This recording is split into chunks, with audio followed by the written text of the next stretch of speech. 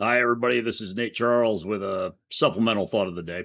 It's still September 12th, 2025, and there's quite a bit more that I have to say about the state of the world, the state of American politics, and particularly about the death of Charlie Kirk. So, at the end of the day, we are running a business here, and we have to get back to the business of getting justice for our clients. To that end, we've got an exciting announcement. At Charles International, we're releasing a new series of research guides over the next couple of weeks.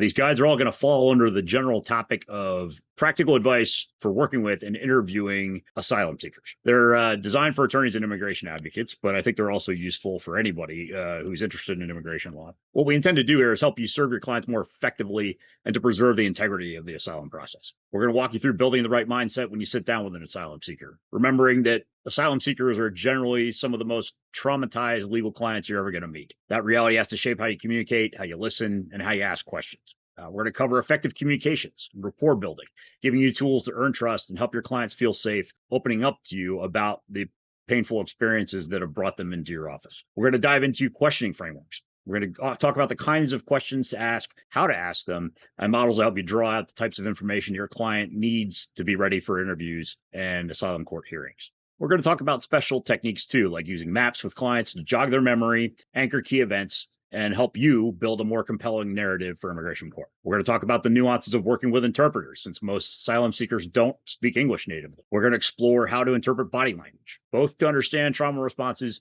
and to spot when someone might be holding back or minimizing facts you're going to need to address in court. Finally, we're going to tackle credibility and ethics, including how to recognize deception, your professional obligations when you suspect deception, and how to pivot strategies to best serve your clients, whether that means reframing their claim for asylum or, in some cases, pursuing an entirely different path like voluntary departure. These guides are going to draw not only on our experience as an immigration firm, but also on my training, including my time at the Defense Intelligence Agency's Human Intelligence Interrogation course and my service as a Navy SEAL in a combat environment. The overlap is more striking than you might realize. Many asylum seekers are fleeing war and conflict, and the skills of careful, ethical interviewing end up translating nicely. We're excited to share this series with you, and we hope it proves both informative and practical, so please stay tuned.